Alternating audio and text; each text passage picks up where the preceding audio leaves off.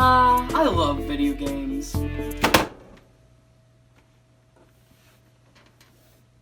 But what if I made a video game?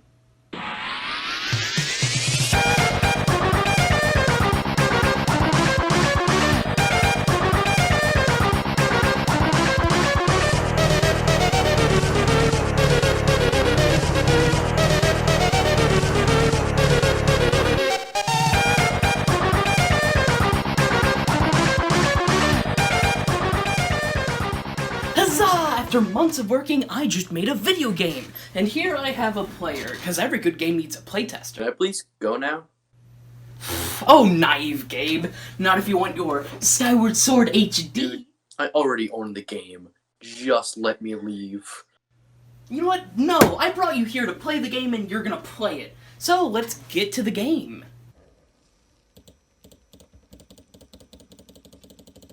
See, you click the step button to step, and when you walk certain distances, it compares those distances with real-life things.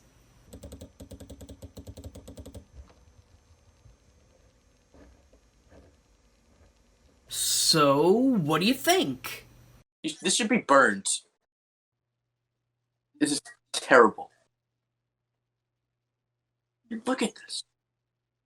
So today I learned that making video games is hard. No wonder there are entire video game companies like Nintendo and Sega making and producing games. But sometimes there are amazing games that are produced by just a small amount of people, or even a single person. These video games that are made by a smaller team than usual are what we call indie games. Many indie games get well-renowned, spiking sales and dominating the internet, but many others don't achieve the same fate. Nintendo actually makes their attempt to showcase these lesser-known indie games in their Indie World Directs, where they showcase new indie games coming to Nintendo consoles and share their recognition. But to me, I say that's not enough. So in this video, I'm gonna be doing my part for the indie community, showcasing my top 10 indie games, but also showing you all the importance of supporting the creators that made them. So first, let's look at my top 10 indie games. Little Nightmares is a puzzle adventure horror game created by a studio that goes by the name Tarsier Studios, with the first game being released in 2017 and the second being released in 2021. This series took a fair place in the horror gaming community with its iconic characters and its uniquely horrifying world. Little Nightmares takes a look at horror in a new perspective, with you traversing the game as a very small character, or at least smaller than everything else, as you climb, push, pull, jump, swing, and crawl your way through various obstacles and deadly situations, making your way to the next room.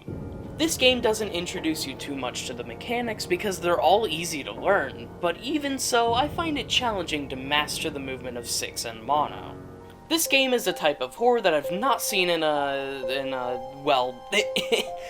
ever. Running from monsters 10 times your size with platforming mixed into it, it's a great experience. It reminds me of doing platforming with my hands around my room when I got bored as a kid.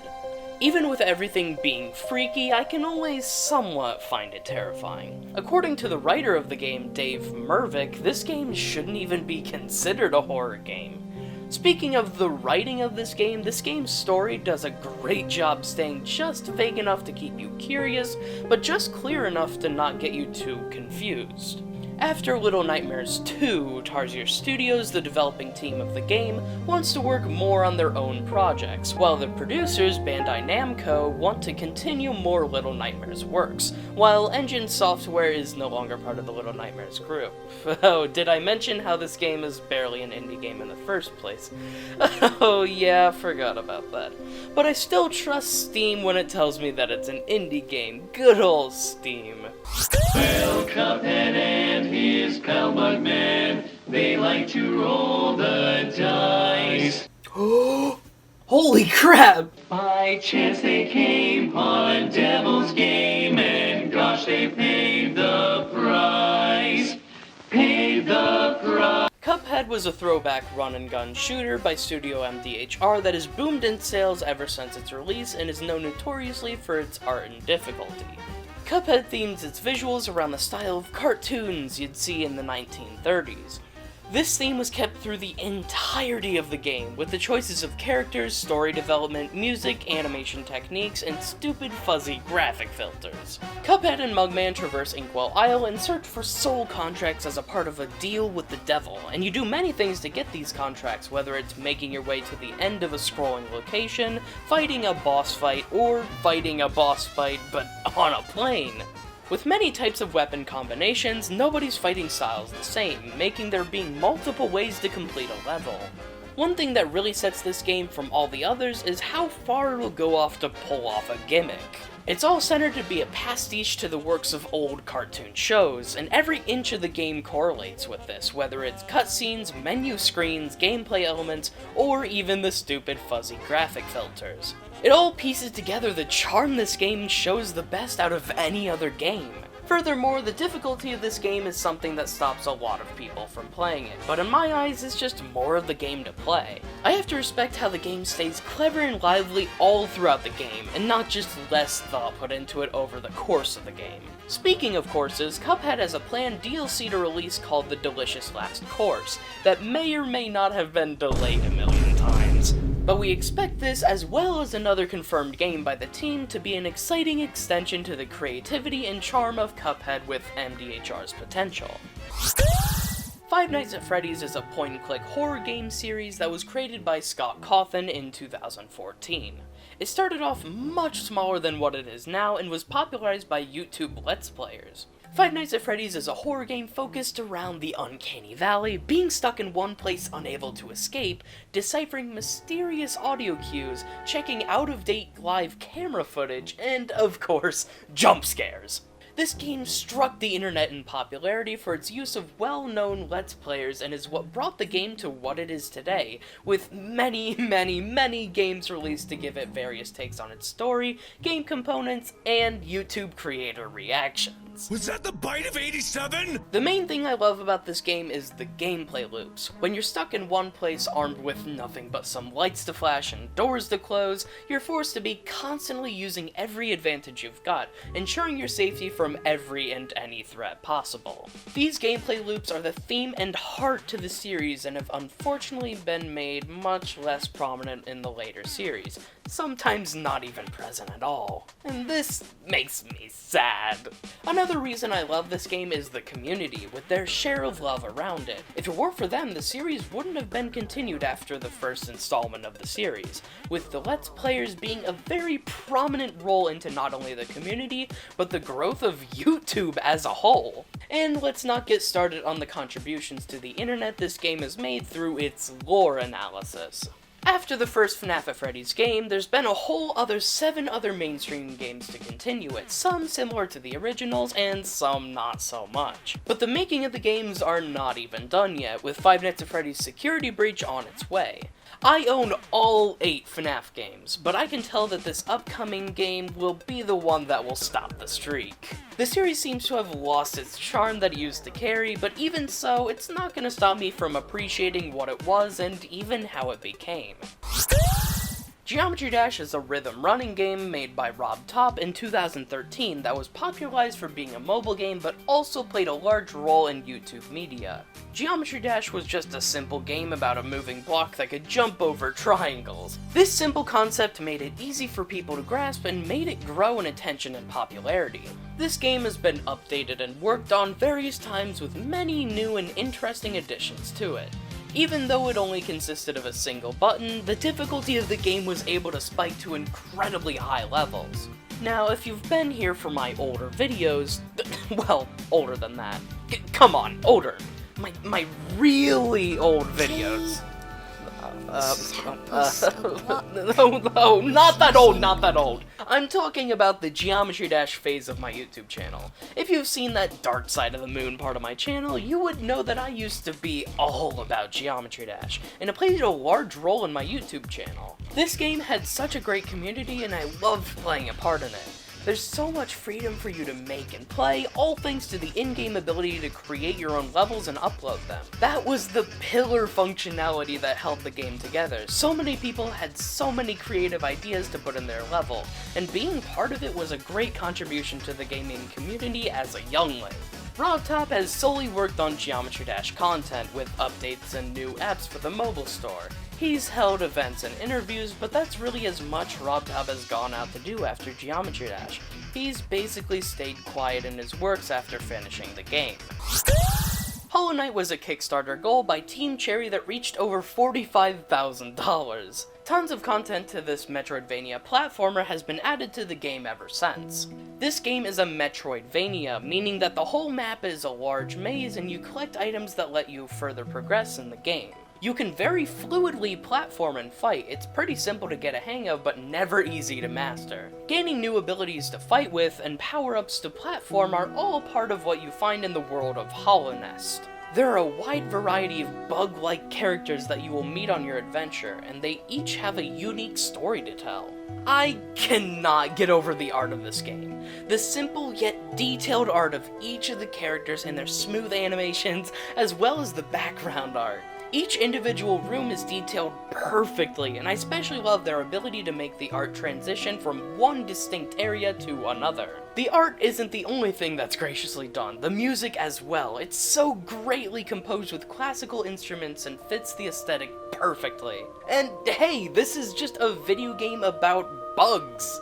They really went all out to make the game perfect. After releasing 4 free DLCs for Hollow Knight, the planned price DLC turned into a project that needed to be a whole nother game, and the game is to be called Silksong. The game is coming out very soon, and it's close to being finished and will be released and published very soon, that's right, very soon. It will come to the market and we'll all be playing it before you know it! We know nothing about this game. But as for other projects, Team Cherry is confirmed working on more games than Silksong and has also been supporting other upcoming indie games. A Hat in Time was a Kickstarter goal by Gears for Breakfast that got 7 times the funding of its original goal, and was finished and released in 2017 with the inspiration of classic games like Mario 64. A Hat in Time is a 3D platformer where you explore a vast and populated world with various areas in search for hourglass timepieces that fuel your now powerless ship.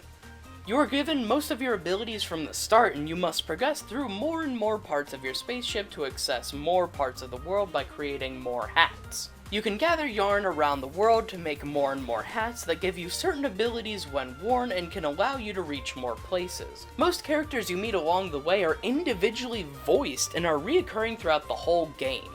This game takes a great shot at being adorable and cute. The character of the protagonist, Hat Kid, is so lovable and charming, bringing a sense of joy and optimism in almost any situation. The gameplay is easy to learn, yet difficult to master. It's one of the cleanest platforming movesets in games that I've seen. The music is spectacular and unique to the game and the theme it represents, but can also go great on its own. Other than multiple DLCs for Hat in Time, Gears for Breakfast hasn't uploaded any other content, but they are currently in the works for a new game called Here Comes Nico, which is a cutesy 3D platformer that I'm sure will live up to the works of what they did with Hat in Time. OneShot was a game made back in 2014 by Night Margin and many others on the team that was made using the RPG Maker program. Then in 2016, the game got completely reworked and expanded for a release on Steam and eventually itch.io. In OneShot, you play as this cat person named Nico. Actually, that was a lie. You play as the person behind the screen. You are the god of OneShot, guiding Nico to the light tower to put the sun, a giant light bulb, on top of it to light up this now dim world. You meet so many interesting characters and solve really fun and astounding puzzles, many of which require you to break the fourth wall and find solutions throughout your computer. This is the game that got me most attached to their characters out of any other game I've ever played. By far. I found myself worrying for Nico's safety and happiness all too much, and I've yet to play the game without crying for its dark, overturning, and remarkable endings. I'll try not to spoil too much of this because I really suggest that you experience this for yourself. But other than the feelsies that this game gives me, I really have to give credits for its way of storytelling and fourth wall breaks. I love the fact that you are a separate entity than the player you control moving around, and when I go through my computer and find the right passcode for something, and I tell Nico to use it, and it works, and they're all like, wow! I feel like such a smarty pants. As for what the team of OneShot is doing now, it's really hard to say. There's been some fan projects and merchandise that have been brought out like any other popular indie game, But it's tough to say what's next for the creators. Night Merchant has continued working on their own art projects and looks to be working on a work-in-progress game, but that's about all we have so far.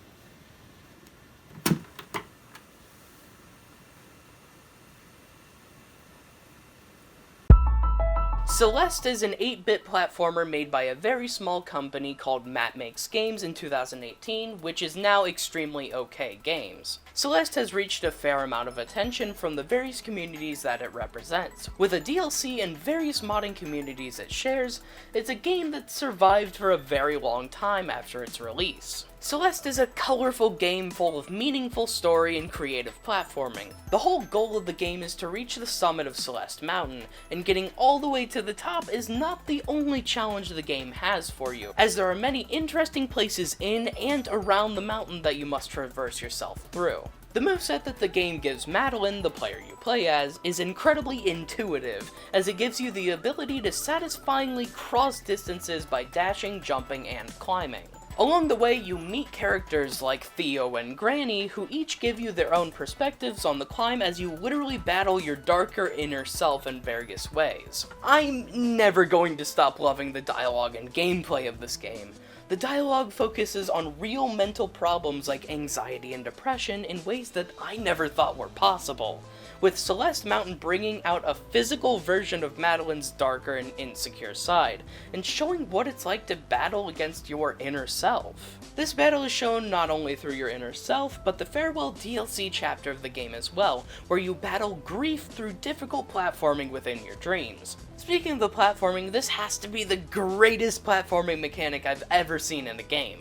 Dashing through the air and clinging to walls and jumping over spikes is incredibly satisfying, and when you add the gameplay gimmicks, it brings out a game with an infinite number of possibilities. As for the future of EXOK Games, each person on the team has worked on their own side projects, whether it's music, art, or coding. They've all been very helpful to the gaming community, but as a group, they are currently working on a new game called Earthblade, which won't see the light of day for a while, but it just shows that they are still large in their creativity. Stardew Valley was a game created by Eric Barone when he basically didn't want to wait for a new Harvest Moon game and decided to make his own fairly similar game. He went on to make a full-fledged life simulator game by 2016 called Stardew Valley. This game strived in the gaming community for a very long time with various updates. Stardew Valley is all about farming on a farm inherited by your grandpa. On this farm you can do a wide variety of things like grow crops, farm animals, or go outside of your farm and fish or mine. Each of these things are ways that you can make money, and with that money, you usually just buy things that let you make even more money, like crops, animals, or tool upgrades. Other than that, there are many available goals and things to explore after you fit into your farm, like interacting with, helping, or marrying the many villagers you can find around the nearby town. My personal favorite thing about this game is how easy it is to make a new goal for yourself. Let's say you get bored and want something to do. There's always getting a new animal, completing the community center, catching all the fish, getting as far into the mines as you can, marrying the villager you simp for, visiting a distant island. You get the gist. There's always something new for you to do, no matter how far into the game you are. The game is not only packed with many things to do, but many ways to do it, as no farm is alike. I always find it fun to switch up what type of farm I choose to live in and what kind of layout works best for me. And outside your farm, there's a whole dang community of villagers, and these aren't some stinking one-line Joes. They always have something new to say. It's so fun to learn about and fall in love with the many characters this game has to offer.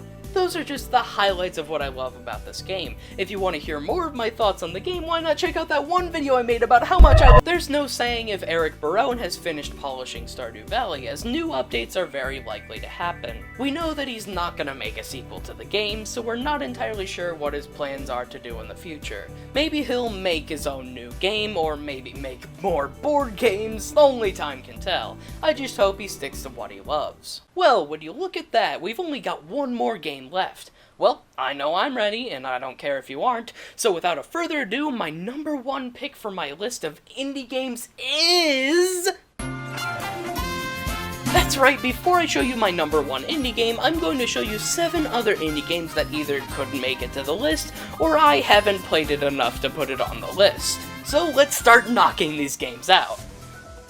The Stanley Parable is a comedic interactive walking simulator based around giving you a multitude of decisions to make and the clever and witty outcomes that the omnipresent narrator gives you for making these decisions. This game takes a clever approach to the capabilities of a first-person walking simulator, letting you make decisions by taking a step one way or another throughout the ginormous office building you find yourself in. I love how the little actions you take can make the difference between the narrator having a nice chuckle to him calling you a degenerate who only got the job from a family connection.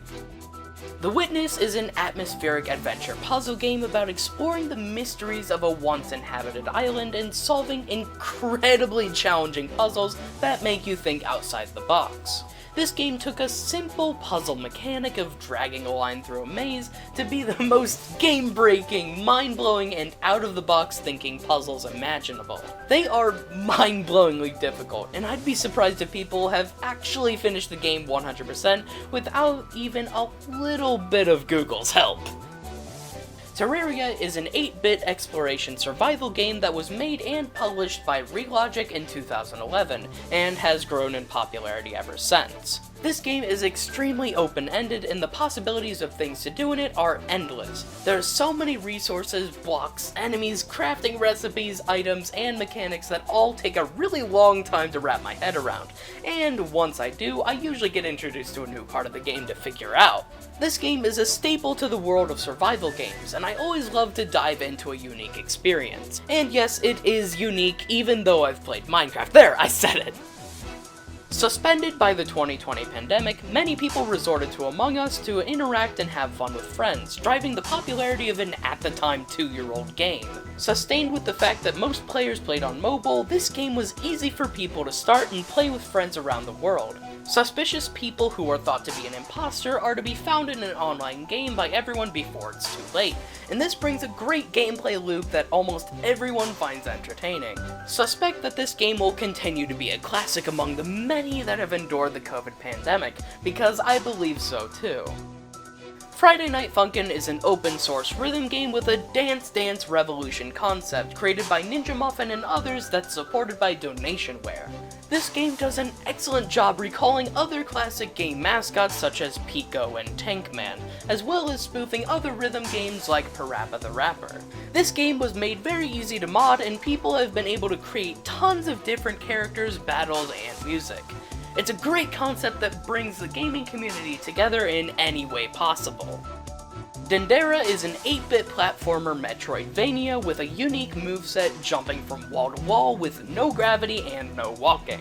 As being a Metroidvania, there are many abilities and power-ups you find that allow you to not only access more areas, but change up your gameplay, and it's fun to explore the map to its full extent. There's a lot of mysterious lore going on, plenty of interesting enemies to fight, and of course splendid music composure. I personally love replaying this game multiple times, and even play part in its speedrunning community. Garry's Mod was a sandbox game made by Gary Newman and Facepunch Studios that took advantage of the abilities of the Source engine and made a game that easily allowed players to have fun with the engine's properties, entities, and maps. Players made game modes, maps, and all sorts of mods and add-ons to the game, and with the easy access to create games online with custom rule sets and server functions, this game grew popular with as many fan-created games and chat rooms in its online portion of the game. This is the most open-ended game that I think even exists. It literally allows you to do anything with the Source engine, and this is the reason this simple, fan-created sandbox game spread so widely throughout the internet. It looks like I'm out of honorable mentions, so as promised, let's finish up this list.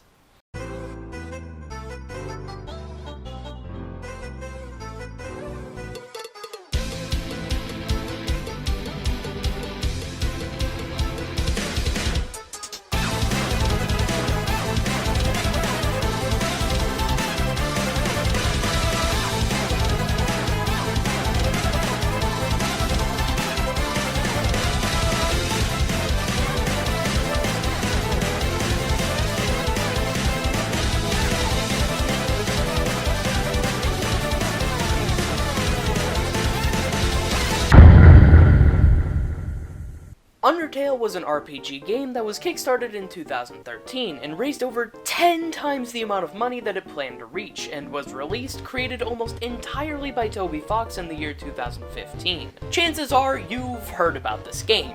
A lot. This game is very popular for its characters and gameplay. It takes place in a world where monsters reside, and your goal consists on leaving the underground and coming back home. You meet various monsters who you can choose to spare or kill, leaving the fate of them in your hands. The gameplay is magnificent with a clever mix of turn-based RPG and bullet hell. The characters are easy to fall in love with, and the concept of the plot is easy to grasp. Toby Fox basically single-handedly crafted this game, alongside a few other creators, most notably Temmie-chan. This game was the pinnacle of my love for video games in their entirety, and showed me that video games can be more than just games on video. The fact that characters could interact with the actual player by breaking the fourth wall, your decisions actually mattered, and your style of gameplay could be observed by the game and even judged, and that the game could pull off things that you would least expect while not even losing its style, made past me rethink what the capabilities of a video game was. Sprinkle that in with some deep and cryptic lore, intuitive gameplay, revolutionary techno music, and a skeleton of humor, this game really deserved its place for number 1. The team has continued to work on many other projects, such as Dweller's Empty Path and Deltarune, but both Toby and Temmie have been able to continue their passions, with Temmie creating art for many other films and games, and Toby composing songs for games like Escaped Chasm, Little Town Hero, and, I kid you not, Pokemon Sword and Shield. Well, there you have it. 10 of my favorite picks for indie games. These games are incredibly fun to play, and I suggest you play them yourselves.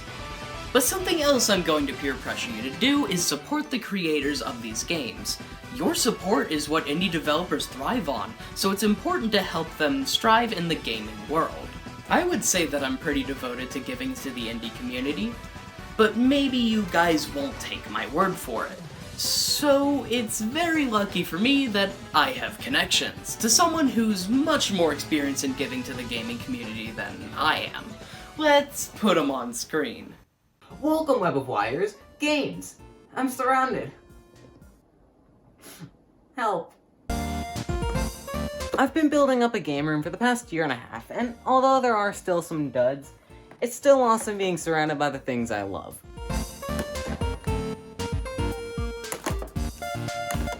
Even with a game I didn't enjoy, Hollow Knight for example, it's really hard not to appreciate how much extra work and fan tribute goes into something as small as a manual.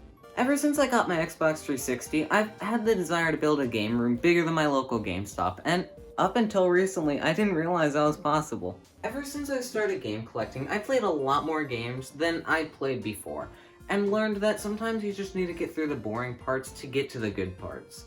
I've since then touched the JRPG, open world, platformer, high score, beat 'em up, and story-driven games, but nothing has interested me more than indie studios. They play such a weird role in the market, yet nearly every time you hear of one, they turn out better than expected. One that has stuck with me the most is Katana Zero. The combat is satisfying, gameplay is awesome, music is perfection, but the story is why I pulled an all-nighter to play the game non-stop.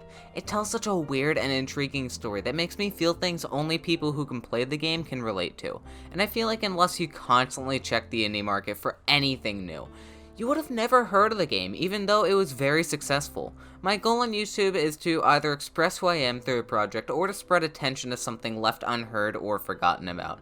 But one thing I love to bring up is the diversity, innovation, and effects the indie market leaves on every game, big or small. Indie games have been around for a long time, and to prove it, one of the oldest and most important games in the Game Boy era, Tetris, was technically an indie game. And to go back even further, the very first game, Pong, was an indie game. They've been around for a very long time, but because video games were so new, it's a bit hard to find information on what big games were indie. But fast forward to 2004 when Cave Story released and took forms by storm as a high quality piece of freeware. In my opinion, this is when indie games really started to leave an impact on people. I remember growing up with a game called Castle Crashers. Many of you have probably heard of it, it's not like it went unnoticed, but I felt like most people either played that or Scott Pilgrim. Both games were fun games and expanded on the beat 'em up genre.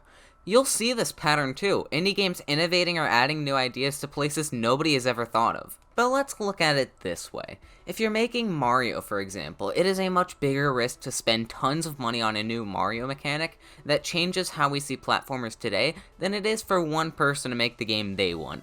It's much easier to experiment with a passion project than it is to experiment with an entire team and hundreds of thousands of dollars.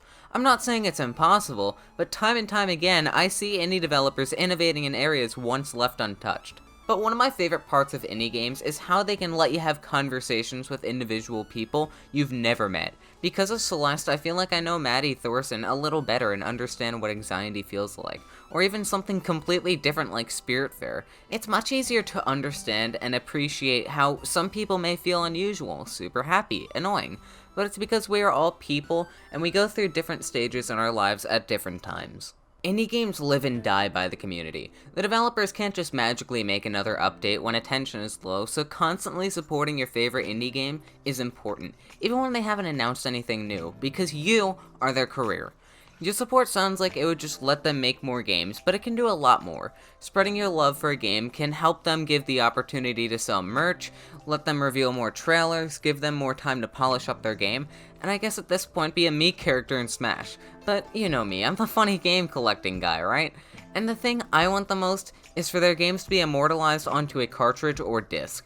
Yes, you could say their game is immortalized on a hard drive, but only on those hard drives. Scott Pilgrim was lost for good up until recently, which is why I can proudly say I own a physical copy to preserve the game. Finishing your digital achievement in life and getting to see it in person is one moment in time I want every developer to have eventually. But none of these items or gimmicks really matter. What does is the game. Supporting developers is important even if the game is not out. Indie developers don't have tons of money to throw at things. AAA games have Q&A testing, playtesters, marketing teams. These kind of roles need to be filled in by the community. Leaving a comment about genuine feedback on their new sprite, sharing their game on Twitter, trying out their demo and leaving feedback, these are free things anybody can do right now and directly helps the game look nicer, play better, and reach more people. And all it takes are a few seconds. Indie games have changed my life. Without Celeste, I wouldn't be talking right now, and I may still be trying to figure out where I fit in amongst other kids my age. The communities most of the time are supportive and very good people that just want you to have a little bit of fun. So to end off my section of the video, I want you to think of some of your favorite developers and give them the support that you can offer. Thank you, Crafty, for having me on, and enjoy the rest of your video. With all of this said, there are plenty of reasons why you should support your indie creators. But perhaps you want to know how you can support them. There's so many things that you're able to do right now at home that can change the world of someone important, with or without your wallet. I'd like to give one final statement on ways you, the viewer, can support these amazing creators. Now, I'm sure the first thing that comes into your mind is that you need to give them your money, but that's only a portion of the number of ways I'm going to show you all how you're able to pitch in. These creators don't just rely on what you're able to give them, but the actions of the community they play a part in. They all thrive on the spread that their games get throughout the world. One good way to help spread your love of an indie game is to give feedback. You should write a supportive review for an indie game on Steam, this helps them a ton. Now, if you want to talk directly to the creator, I highly suggest you don't DM the creators online. But what you can do is talk to them on Q&A channels or reply to them on Twitter. It's a much safer way to try and talk to a creator.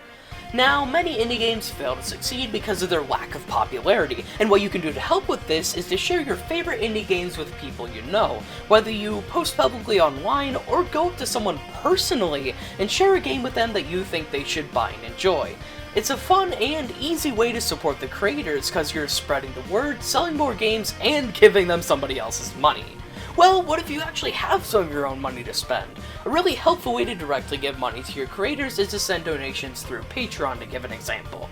But what I personally suggest you donate for, if you want more bang for your buck, is to donate to Kickstarter programs. These programs help talented people work on upcoming indie games and are one of the most popular ways to support upcoming games. Now, if you want something in return for your donation, buying merchandise from your favorite indie games is always a cool way to support your creators and get something out of your contribution. I suggest that you go to websites like Fangamer or The Yeti, since plenty of indie merch can be found there. They're all high quality products, with most of the money going to the creators, unlike buying something from a place like Amazon. When looking for indie games to play, you should choose from a wide variety, and a good way to check for new indie games is to check out indie showcases, like Indie World and PAX East. And when you go shopping for a new game, I suggest making a habit to check if the game is an indie game.